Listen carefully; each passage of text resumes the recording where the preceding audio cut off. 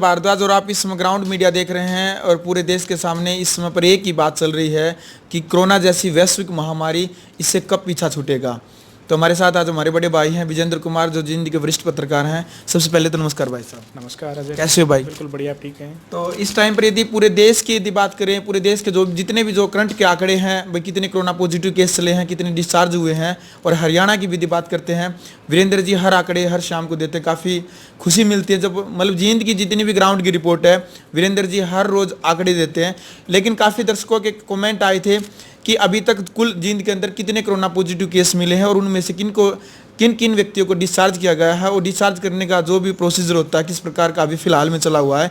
और पेगा गांव का जो एक व्यक्ति की जो मौत हुई है कोरोना की वजह से, हालांकि उसको कैंसर थी, उसकी वजह से किन किन व्यक्तियों को कोरोना संक्रमित जैसी बीमारी से ग्रस्त होना पड़ा है।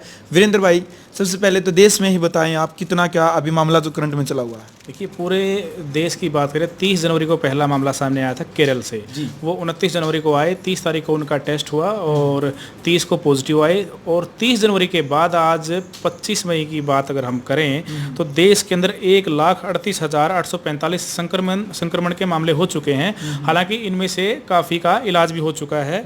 और इलाज की बात करें तो 57,000 के आसपास इनका लोगों का इलाज हो चुका है, 1,38,845 में से। और पूरे भारत के अंदर 4,021 लोगों ने कोरोना वायरस के संक्रमण से दम तोड़ा है। ये वर्ल्ड हेल्थ ऑर्गेनाइजेशन WHO की रिपोर्ट बताती है। पूरी दुनिया के 213 देश इससे बहुत ज़्यादा प्रभावित हैं, जिसमें USA आज के टाइम में कह सकते हैं बहुत बड़ा प्रभावित है। इटली है, फ्रांस है, जर्मनी है, UK है, टर्की है, चाइना के वुहान से ये शुरू हुआ था। ये आंकड़ा है पूरे भारत का। हरियाणा की अगर हम बात करें तो हरियाणा के अंदर आज 300 केस एक्टिव हैं WHO के अनुसार। हालांकि हरियाणा के अंदर भी जो आंकड़ा है वो बड़ा है लगातार। 1187 मामले हरियाणा के अंदर हो चुके हैं, लेकिन 1187 मामलों में से 791 लोगों जो है ठीक हो चुके हैं। यानी कि हमारा रिकवरी रेट 66% हो गया है। 66% की दर से हमारे मरीज हरियाणा के अंदर रिकवर हो चुके हैं। और पूरे हरियाणा के अंदर अभी तक 16 डेथ हुई है, यानी कि 16 लोगों ने संक्रमण से दम तोड़ा है। तो फिलहाल हरियाणा के अंदर है 300 मरीज एक्टिव हैं। अब बात कर लेते हैं हम जींद की। इससे पहले हम छोटा सा आंकड़ा आपको ये जरूर बताएंगे कि हरियाणा में सबसे ज्यादा जो टॉप कर रहा है वो गुड़गांव टॉप कर रहा है। गुड़गांव के अंदर 103 मामले हैं। बहुत चिंतनीय विषय की जो NCR बेल्ट है, चाहे गुड़गांव की बात करें, जैसे फरीदाबाद में 84 मामले हैं, सोनीपत में 42 हैं, जो GT रोड पे जो बेल्ट हमारी लगती है। तो ये जो 3 जिले हैं, गुड़गांव, फरीदाबाद, सोनीपत, उसके बाद करनाल में भी 18 मामले हैं, पानीपत में भी 18 मामले हैं, और हिसार में 17 हो गए हैं, रेवाड़ी में 15 हो गए हैं, कुरुक्षेत्र में 12 मामले हैं। तो ये ऐसे डिस्ट्रिक्ट हैं जहां पर जो आंकड़ा दो डिजिट में पहुंच गया है। जींद में भी पहुंच गया है, लेकिन जींद में जो टोटल केस है 28 के आसपास, उसमें से 8 केस एक्टिव हैं। और जींद में जो सबसे बड़ी अपडेट है, आज सोमवार को 28 जो टोटल मामले आए हैं, सोमवार आज 25 मई को एक नया मामला सामने आया है जींद के दनोदा खुर्द गाँव में। हालांकि नरवाना कस्बे में गाँव पड़ता है, 40 साल उम्र है, महिला है। जो ढाकल गाँव से जो 3 संक्रमण के मामले सामने आए थे, जो पेगा कनेक्शन है, ये उन्हीं का संपर्क है। 8 जो मामले हैं जींद के अंदर एक्टिव हैं, 8 मामलों में से अगर हम बात करें तो 8 मामले की अगर हम अपने दर्शकों को डिटेल दें तो कौन कौन से मामले हैं। 3 मामले ढाकल से हैं, जो पेगा गांव से निवासी थे, मुंबई से आए थे, वहाँ सिक्योरिटी गार्ड का काम करते थे। कैंसर की आखिरी स्टेज थी, फेफड़ों का उनको कैंसर था, हिसार इलाज चल रहा था, और उनके संपर्क में उनका बेटा, बेटी और एक रिश्ते की बहन, 3 लोग संक्रमण की चपेट में आए थे, तो उनकी मौत हो चुकी है। और यानी कि 3 ढाकल, 1 दनोदा खुर्द जो आज नया मामला सामने आया है, 4 एक लोन से हैं, 1 कालवन। ये लोन कालवन अमेरिका से आए थे, इनको डायरेक्ट अमृतसर पे एयरपोर्ट पे इनको डिपोर्ट किया गया था। उसके बाद पंचकुला क्वारंटाइन किया गया। पंचकुला के बाद इनको रोहतक PGI शिफ्ट कर दिया गया है। तो 6 केस ये हो गए। और 7वां केस हमारा गांगुली का है। गांगुली से भी एक महिला है जो भगत फूल सिंह मेडिकल कॉलेज में उनका ट्रीटमेंट चल रहा है, एक शाहपुर गांव से। 8 केस एक्टिव हैं। तो अगर आप चाहें तो उनकी डिटेल भी दे देंगे, जो डिस्चार्ज हमारे हो चुके हैं, क्योंकि बड़ा दर्शकों का सवाल रहता है कि कहाँ के एक्टिव हैं और कहाँ डिस्चार्ज हो चुके हैं।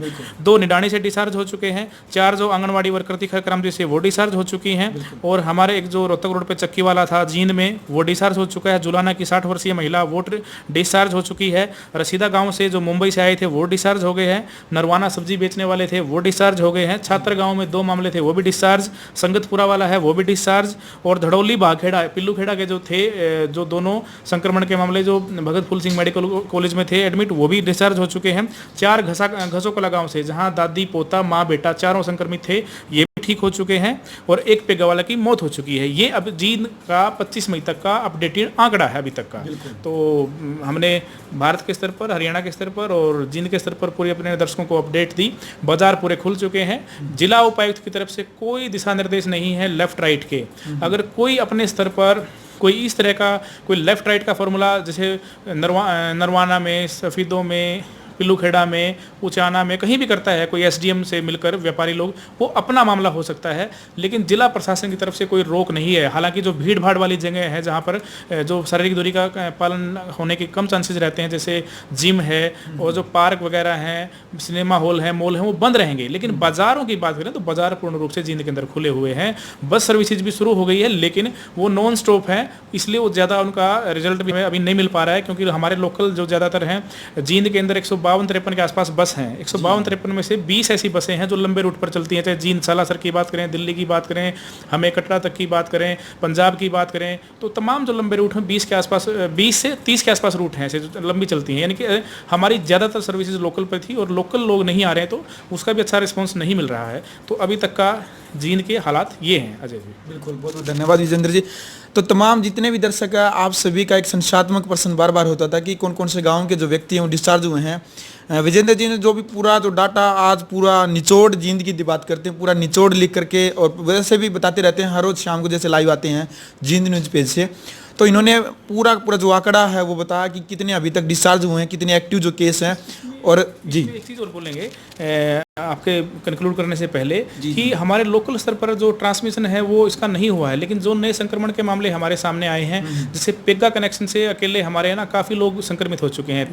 3 लोग परिवार में, एक इनके थर्ड कॉन्टैक्ट में, यानी तीसरे कॉन्टैक्ट में जो दनौदा से महिला आई थी, तीसरे कॉन्टैक्ट में, यानी कि ये चिंतनीय विषय जरूर है। 3 और 1 4 और 2 हिसार में 6, एक वो खुद 7 मरीज इससे संक्रमित हुए हैं। तो लोगों को इससे हल्के में नहीं लेना चाहिए। ये बार बार हम कहते हैं ये थ्रेट है, बहुत बड़ा प्रकोप है, पूरी दुनिया के इसे जूझ रही है, पूरी दुनिया लॉकडाउन हुई थी, इससे लोगों की जिंदगी थमी थी। तो आप इसको हल्के में न लें। फेस मास्क का प्रयोग तो आपको जिंदगी का हिस्सा बनाना पड़ेगा, सैनिटाइजर को आपको जिंदगी का हिस्सा बनाना पड़ेगा और शारीरिक दूरी का पालन करना पड़ेगा। क्योंकि अगर हम पावरफुल हो सकते हैं, हम यंग हैं, जवान हैं, और आप लोग भी जवान होंगे, आप लोग इससे बच सकते हैं, लेकिन हमारे परिवार में हमारे बुजुर्ग हैं, माता पिता हैं, हमारे छोटे भाई हैं, महिलाएं हैं, और जो प्रेग्नेंट महिला हैं खासकर, उनको संक्रमित कर सकता है। तो आप हमें अगर सुन रहे हैं तो आप लोग इसके हल्के में न लें। इन्फेक्शन है और इन्फेक्शन उन पर बहुत ज़्यादा प्रभाव डाल रहा है जो दूसरी बीमारियों से जूझ रहे हैं। कोई बीपी से है, कोई शुगर से है, कोई कैंसर से है, कोई किसी तरह की बीमारियों से है। तो घर में आमतौर पर इस तरह की बीमारियां चलती रहती हैं। बीपी वाली इश्यूज है, तो सांस की दिक्कत है, अस्थमा की दिक्कत है, ऐसे मरीजों पर बहुत ज़्यादा बड़ा अटैक करता है। तो साथियों, जो आप हमें सुन रहे हैं, हमारे दर्शक हैं, आप इसको हल्के में न लें। शारीरिक दूरी का पालन, जब तक इसकी दवाई, इसका वैक्सीन नहीं बनती, और लंबा समय इसका लगेगा भी बनने में, आप लोगों के पास ये इसके अलावा कोई रास्ता नहीं है। ये जींद के हैं, और जींद जिले के अंदर जो बड़ा जो थ्रेट है वो बाहर के जो लोग हैं उनसे है। चाहे वो मुंबई से आए, विदेशों से भी 100 के करीब लोग आने हैं, चाहे मनीला, ढाका, ओमान,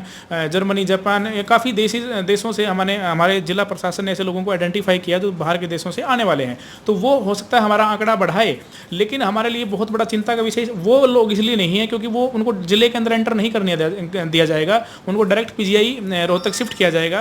तो वो देखने वाली बात होगी। हम उम्मीद करते हैं कि वो लोग संक्रमित न मिले, लेकिन लोकल स्तर पर अगर कोई बाहर से आता है, मुंबई, दिल्ली, रेड जोन ऐसे एरिया से, आप लोग तुरंत जिला प्रशासन को सूचित करें। इस संक्रमण से आप लोग बच सकते हैं। तो फिलहाल जिले की स्थिति यही है कि 8 केस एक्टिव हैं, 20 के करीब जो है डिस्चार्ज हो चुके हैं, उसमें एक की मौत हुई है। और फिलहाल जिले के अंदर हालात बहुत बेहतर हैं। 779 लोग ऑब्जर्वेशन में रखे गए हैं, यानी कि 779 लोगों पर जिला प्रशासन अभी नज़र, स्वास्थ्य विभाग रख रहा है। उनका जो क्वारंटाइन पीरियड कहें या उन पर निगरानी रखी जा रही है। 12,027 लोग जो है अभी जिले के अंदर आए हैं बाहर के राज्यों से, विदेशों से और जिलों से। तो जींद जिले के हालात अभी तक के ये हैं। अजय, बिल्कुल।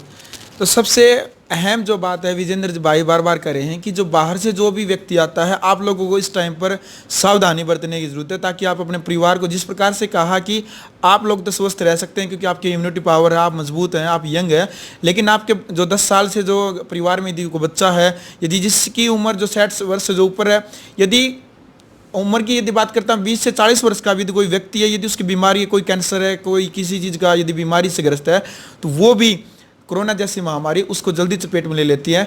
अभी विजेंद्र जी एक लास्ट प्रश्न है मेरा आपसे कि जजवंती गांव का जिस प्रकार से आपने कहा कि लोगों को सावधानी बरतने की जरूरत है, लेकिन लोगों को सब कुछ पता है उनकी आंखों के सामने, क्योंकि प्रत्यक्ष को प्रमाण की जरूरत नहीं।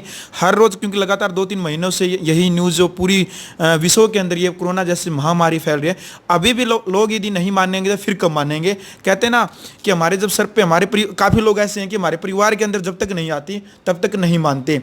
अभी जजवंती की जैसे आपने चर्चा की थी कि वहाँ आइसोलेशन में डालने के बावजूद भी उसने गलती की, तो उसको किस तरह की सज़ा मिलती है। भाई ज्ञान होने के बावजूद भी, प्रशासन बताने के बावजूद भी गलती करता है, तो फिर आम आदमी तो करेगा जब उस कोरोना पॉजिटिव केस ही ऐसी गलती करता है। देखिए, जो जजवंती गांव से थे वो दिल्ली के किसी हॉस्पिटल में वहाँ पर कोई अकाउंटेंट वगैरह का बता रहे हैं काम करते थे, और वो सैंपल लेने के बाद प्रोसेस ये होता है कि दिल्ली से अगर आया है उसका सैंपल लिया जाता है तो उसको होम क्वारंटाइन रहना पड़ता है। लेकिन होम क्वारंटाइन के दौरान, होम क्वारंटाइन ये होता है कि क्वारंटाइन ऐसा शब्द है जो हमें कोरोना वायरस के दौरान सुनने को काफ़ी मिला होगा आपको, कि क्वारंटाइन ये होता है कि हमें घर के अंदर रहना होता है और हम ना किसी के साथ बाहर मिल सकते, ना जा सकते, ना सार्वजनिक स्थानों पर घूम सकते, जैसे नाई की दुकान है, बाजार है, सब्जी मंडी है। ये नियम होता है ताकि कोई इन्फेक्शन का खतरा न फैले, लेकिन उन्होंने पालना नहीं की। जयवंती के जो केस थे, हालांकि वो डिस्चार्ज हो चुके हैं और लेकिन डिस्चार्ज ठीक हो गए, लेकिन हो सकता है उनकी वजह से संक्रमण फैला हो, इसलिए जब उनको होम क्वारंटाइन करने के लिए बोला गया था वो होम क्वारंटाइन नहीं हुए। तो जुलाना पुलिस ने स्वास्थ्य विभाग की अनुशंसा पर इन्होंने कार्रवाई के लिए लिखा है कि इन्होंने पालना नहीं की है, उनके खिलाफ मामला दर्ज किया जाए। आईपीसी की धारा जो इंडियन पिनल कोड है, धारा 188, 269, 270 और डिजास्टर मैनेजमेंट एक्ट 2005, 188 आईपीसी यानी कि अवज्ञा की है, उन्होंने पालना नहीं की है। 269-70 यानी कि उन्होंने दूसरों की लाइफ को खतरे में डाला है, वायरस का संक्रमण है, फैल सकता है इन्फेक्शन। इस प्रकार की धाराएं लगाई गई हैं उनके ऊपर, और डिजास्टर मैनेजमेंट एक्ट लगाया गया है।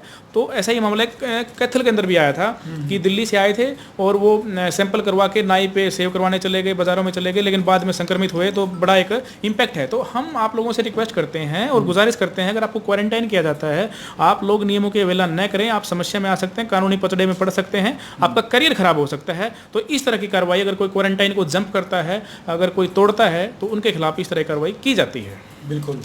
तो भाई जितने भी ग्राउंड मीडिया के दर्शक इस समझ उड़ रहे हैं, तो आप सभी को बार बार निवेदन, बार बार प्रयास किया जा रहा है, बार बार संदेश दिया जा रहा है कि जो भी आप, क्योंकि आप लोगों को खुद समझना पड़ेगा, आपको प्रयास करना पड़ेगा, आपको एक इंसानियत, जो नैतिकता है उसका फ़र्ज़ अदा करना पड़ेगा। आप अपने परिवार को बचाने के लिए इस टाइम पर खुद जिम्मेदार होंगे। वीरेंद्र भाई, आपका बहुत बहुत धन्यवाद, जो आपने पूरा जो जींद का जो आंकड़ा कोरोना को लेकर के आप लगातार आप जानकारी देते हैं, उसके लिए भी थैंक यू आपका। और आप ग्राउंड मीडिया के माध्यम से बताना चाहूँगा कि इस वीडियो के माध्यम से वीरेंद्र भाई ने टोटली अभी तक जितने भी कोरोना पॉजिटिव केस मिले हैं या जितने भी डिस्चार्ज किए हैं, सभी आंकड़े हमने बताए हैं, और आगे की जो जानकारी वो भी इसी प्रकार से देते रहेंगे। वीरेंद्र भाई, क्या आप संदेश हरियाणा वासियों को, देशवासियों को आप बार बार भी देते हैं, मोटिवेट करते हैं, क्या संदेश ग्राउंड मीडिया चैनल के माध्यम से छोड़ेंगे भाई? आखिरी का संदेश ये है कि देखिए, इसके बाद करोड़ों नौकरियां अभी जा रही हैं, और बहुत लोग हताश हैं, परेशान हैं, उन्हें मोटिवेशन की ज़रूरत है। लेकिन हम यही कहेंगे, देखिए, ज़िंदगी चलने का नाम है, आप लोग चलते रहिए। ये बीमारी को, आप कोरोना वायरस को दिमाग में मत रखिए, आप अपने अपने काम पर ध्यान दीजिए। इसके साथ हम जीना सीख रहे हैं। जैसे दूसरी बीमारियां हमने एक्सेप्ट की हैं, स्वीकार की हैं, इसको भी स्वीकार करके हमने आगे बढ़ना होगा।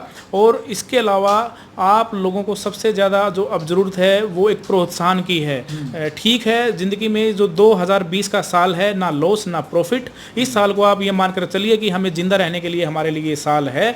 हम जिंदा रहेंगे तो कमा लेंगे, और जो है आगे भी ज़िंदगी में बढ़ेंगे। तो अपना जो हौसला है आप डाउन न करें, अपने परिवार का हौसला डाउन न होने दें। ज़िंदगी में में समस्याएं आती रहती हैं। समस्याओं का मतलब ये नहीं कि एक समस्या से हम अपनी ज़िंदगी को तबाह कर लें या अपनी जो है अपने आप को खुद को बहुत नुकसान में मान लें। हम आगे बढ़ेंगे। ऐसी बीमारियां हमने झेली हैं। 1965 का युद्ध, 71 का युद्ध, उसके बाद 1999 में कारगिल का युद्ध, बहुत लड़ाइयाँ हमने लड़ी हैं और ये छोटी सी लड़ाई है, इससे भी हम जीत जाएंगे। बिल्कुल, बहुत बहुत धन्यवाद भाई साहब। ग्राउंड मीडिया के जितने भी दर्शक हैं, आप मनोबल और उनके आत्मविश्वास को हमेशा मजबूत करते हैं। भाई जीवन के अंदर मुश्किलें, तकलीफें ये तो आएंगी, लेकिन इस टाइम पर भाई कहते हैं ना, जिंदगी है तो पूरी दुनिया है।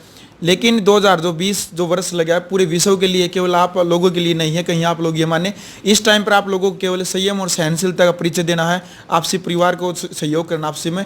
और ग्राउंड मीडिया की वीडियो अच्छी लगी तो वीडियो को ज़्यादा से ज़्यादा शेयर करें, ताकि लोगों के अंदर जागरूकता भावना बनी रहे। ग्राउंड मीडिया की जो ग्राउंड की रिपोर्ट है हम इसी प्रकार से देते रहेंगे। ग्राउंड मीडिया के लिए जिलाजीन से मैं जब भारद्वाज। राष्ट्र निर्माण की जानकारी के लिए ग्राउंड मीडिया चैनल को सब्सक्राइब करें और शेयर करें।